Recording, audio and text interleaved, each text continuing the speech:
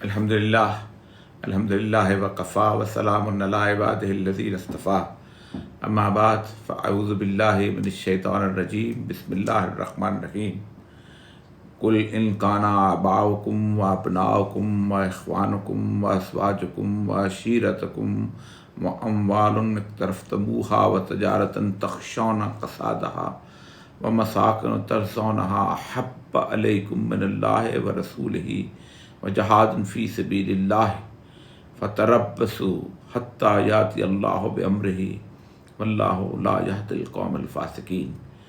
قال رسول اللہ صلی اللہ علیہ وسلم الا لا ایمان لمن لا محبۃ له، رب اشرح لی صدری ویسر لی امری واحلل عقدۃ من لسانی یفقہوا قولی۔ صدق اللہ العظیم۔ معزز خواتین حضرات، آج میں اس ربیع الاول کے مہینے میں انتہائی تکلیف اور انتہائی دکھ کے ساتھ آپ کے ساتھ گفتگو کر رہا ہوں۔ میں 2-3 دن سے کوشش کر رہا تھا کہ اس موضوع پر بات کروں، لیکن میرا حوصلہ نہیں پڑ رہا تھا۔ سچی بات یہ ہے کہ میں جب میں تصور میں لاتا ہوں پیرس کا وہ شہر جس کے ہر چوراہے پر، ہر بڑی عمارت پر سید الانبیاء صلی اللہ علیہ وسلم کی توہین کے کارٹون جو ہے وہ بڑے بڑے نیون سائن اور پوسٹرز کی طرح پہ اور بل بورڈز کی طرح پہ آویزاں ہیں، اور وہ فرانس کا شہر جس کے اندر، وہ ملک جس کے اندر 60 لاکھ کے قریب مسلمان آباد ہیں، وہ دنیا جس کے اندر 1.50 ارب کے قریب مسلمان موجود ہیں، اس دنیا کی چال ڈھال میں کوئی فرق نہیں آیا۔ ہمارے بازار ویسے آباد ہیں، ہماری زندگی کے معاملات سب چل رہے ہیں، ہم وہ تمام تر کام کرتے چلے جا رہے ہیں کہ جو ہماری روزمرہ کی روٹین کے ہوا کرتے تھے۔ ہم عشق رسول کی تابع دار ہیں، ہم روز مجالس سے نعت پہ منعقد کر رہے ہیں۔ یہ عجیب و غریب ربیع الاول ہے کہ جس ربیع الاول پہ باقاعدہ ایک حکمران یہ اعلان کرتا ہے کہ ہم پوری امت مسلمہ کے مقابلے میں تمہارے رسول صلی اللہ علیہ وآلہ وسلم کی توہین کریں گے اور ہم تمہیں دیکھ لیں گے۔ 57 ممالک، آپ سوچ سکتے ہیں کہ ہماری ساری سیاسی سرگرمیاں ویسے ہی چلی جا رہی ہیں۔ 2.5 کروڑ سے زیادہ مسلمان جو ہیں یورپ کے اندر آباد ہیں، کم از کم 5-6 ملکوں کی مل کے آبادی جو ہے، یہ نواز شریف کے خلاف بینر لے کے اس کے دروازے پہ جا کے احتجاج کرتے ہیں، لیکن یہ ان کے خلاف نہیں کھڑے ہوئے۔ اس یورپ کے اندر، اور اس یورپ کا غلیظ اور مکروہ چہرہ جو گزشتہ تقریباً 6 صدیوں سے مسلمانوں کے ساتھ کروسیڈ، صلیبی جنگوں کے اندر اس نے ظلم و بربریت کیا۔ کیا یورپ میں رہنے والے نہیں جانتے کہ فرانس سے زیادہ ظالم کلونیل پاور کوئی نہیں تھی، جس نے الجزائر سے لے کے مصر سے لے کے باقی تمام علاقوں کو تباہ برباد کیا؟ ہمارے جلسے چل رہے ہیں، کیا یہ توہین مولانا فضل الرحمان کے والد محترم مولانا مفتی محمود کی ہوئی تھی ایسے؟ کیا یہ توہین نواز شریف صاحب کے والد اور مریم نواز کے دادا کی ہوئی ہوتی؟ کیا ایسی ہی توہین بلاول بھٹو کے نانا ذوالفقار علی بھٹو کی ہوئی ہوتی؟ کیا ایسی ہی توہین انس نورانی کے والد شاہ احمد نورانی کی ہوئی ہوتی؟ محمود خان اچکزئی کے باپ صمد خان اچکزئی کی ہوئی ہوتی؟ تو جلسے کا رنگ مختلف ہوتا۔ تم وہ لوگ ہو جو ایک بیان دے کے میرے نبی کے جذبات سے کھیلنے والے لوگوں کو ٹرخاتے ہو۔ تم ایک ٹویٹ کر کے، تم ایک خط لکھ کے یہ سمجھتے ہو کہ تم نے فرض ادا کر دیا۔ میں نے سورہ توبہ کی جو آیات پڑھی ہیں، اس کے آیات پڑھنے کے بعد آپ بندہ کانپ جاتا ہے، صرف ترجمہ سناتا ہوں. اے لوگوں جو ایمان لائے ہو، اپنے باپوں اور بھائیوں کو بھی اپنے رفیق نہ بناؤ، اور اگر وہ ایمان و کفر پر ترجیح دیں تو ان میں سے جو ان کو رفیق بنائے وہ ظالم ہوں گے. اور نبی کہہ دو، بہت بڑی وارننگ، اگر تمہارے باپ اور تمہارے بیٹے اور تمہارے بھائی اور تمہاری بیویاں اور تمہارے عزیز و اقارب اور تمہارے وہ مال جو تم نے کمائے ہیں اور تمہارے وہ کاروبار جن کے اندر ماند پڑ جانے کا تمہیں خوف رہتا ہے، وہ مساکین ترضونہا، اور تمہارے وہ گھر جو تم کو پسند ہیں، تم کو اللہ اس کے رسول اور اس کی راہ میں جہاد سے عزیز ہیں، تو انتظار کرو یہاں تک کہ اللہ کا فیصلہ تمہارے سامنے لے آئے. اللہ کا فیصلہ بہت قریب ہے. میں بہت عرصے سے اس بات کی وارننگ دے رہا ہوں کہ اللہ کا فیصلہ بہت قریب ہے. یہ وہ حالت ہماری آ چکی ہوئی ہے کہ ہمارے دل جو ہیں اب اس طرف مائل ہی نہیں ہوتے. وہ امت جس کی علامت ہوا کرتی تھی کہ وہ رسول اکرم صلی اللہ علیہ وسلم کے نام پر قربان ہو جایا کرتی تھی. جب ایم شفیع سے پوچھا، وہ جو حیدرآباد کے کیس کے اوپر وہ جس نے اپنی خاتون اس کو قتل کر دیا تھا، انگریز کو اس باورچی کا کیس لڑ رہے تھے، تو جج نے کہا کہ آپ تو پڑھے لکھے بندے ہیں، آکسفورڈ سے پڑھے ہوئے ہیں، لنکن دن سے آپ نے کیا ہوا ہے، تو آپ جیسے بندے سے مجھے یہ جذباتیت کی توقع نہیں تھی.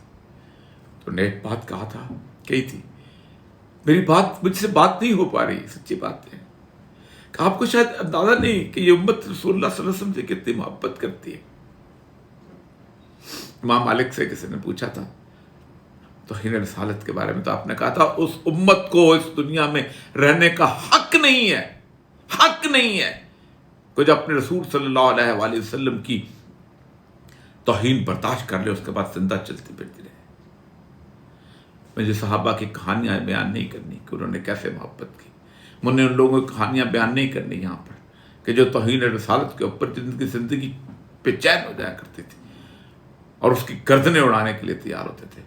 مجھے صرف آپ سے مخاطب ہوں، وہ لوگ کہ جو یورپ میں رہتے ہیں، اور میں آج بتا رہا ہوں کہ کیا کچھ ہونے والا ہے تم کے ساتھ، تم کس الجھن کا شکار ہونے والے ہو اور کس عذاب کا کوڑا تمہارے پر برسنے والا ہے. میرے سامنے حدیث کی کتابیں کھلی ہوئی ہیں. یہ جو چند مہینے ہیں، یہ آغاز جو ہے کوئی آسان چھوٹا آغاز نہیں ہے. اس آغاز کے اندر ہم عالمگیر جنگ کے اندر داخل ہونے والے ہیں. ہم اس جنگ کے اندر داخل ہونے والے ہیں کہ جس کے اندر سب سے زیادہ تباہی کی وعید جو ہے ان مسلمانوں کے اوپر ہے کہ جو یورپ کے اندر آباد ہیں. اسی لیے میں آقا صلی اللہ علیہ وسلم نے فرمایا تھا کہ انا بریم من کل مسلم یقیم بین اظہر المشرکین، میں اس مسلمان سے بری ہوں کہ جو مشرکین کے درمیان رہائش اختیار کرتا ہے.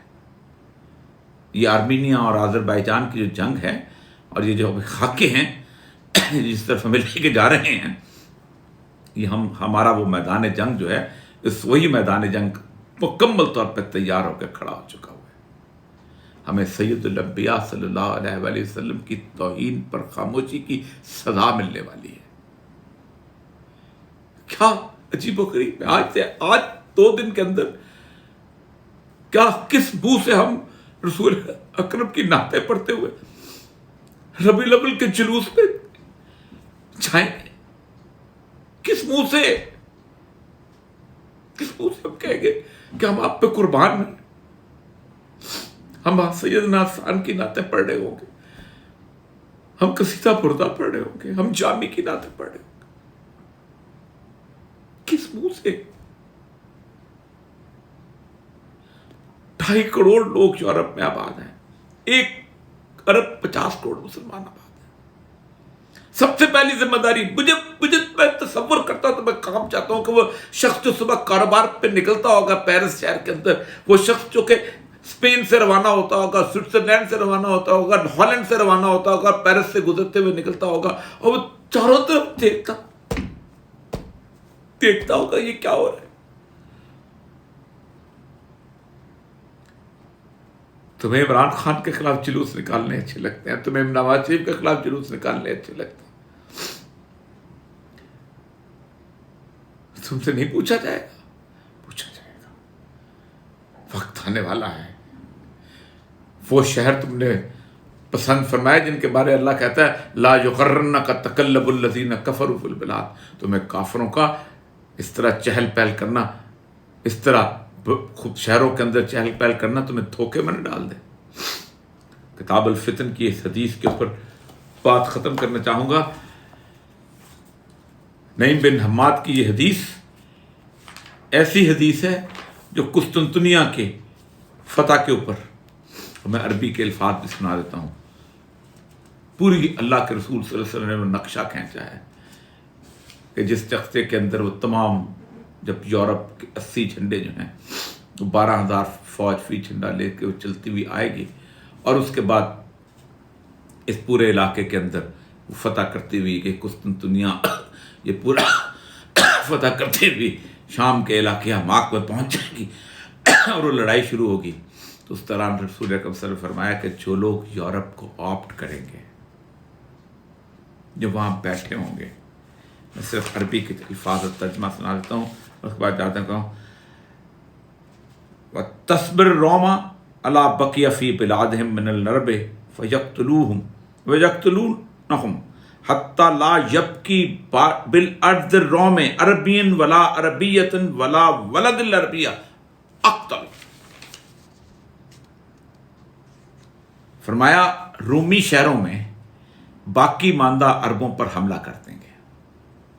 कुछ लोग होंगे जो जहाद के लिए निकलेंगे जब ये जंग शुरू होगी, लेकिन कुछ होंगे जो कहेंगे नहीं, हम तो सेकुलर्स हैं, लिबरल्स हैं, हम तो इनके लाइफस्टाइल में सम हो गए हैं, हमें तो फ्रीडम ऑफ एक्सप्रेशन अच्छा लगता है। वो भी तो अपने ईसाइयों के हज़रत ईसा के कार्टून बनाते हैं, क्या फ़र्क पड़ गया अगर हमारे पर। ये जो लोग वहाँ बचेंगे, और अक्सरियत उनके अरबों की है, पाकिस्तानी बहुत कम है, अक्सरियत उनके अरबों की, इसलिए रसूलुल्लाह ने अरबों का नाम दिया। रोमी शहरों में बाकी मानदा अरबों पर हमला कर देंगे, उन्हें कत्ल करेंगे, यहां तक कि रोम की जमीन में ना कोई अरबी मर्द, ना कोई अरबी औरत और ना कोई अरबी बच्चा बाकी रहेगा, सब कत्ल कर दिए जाएंगे।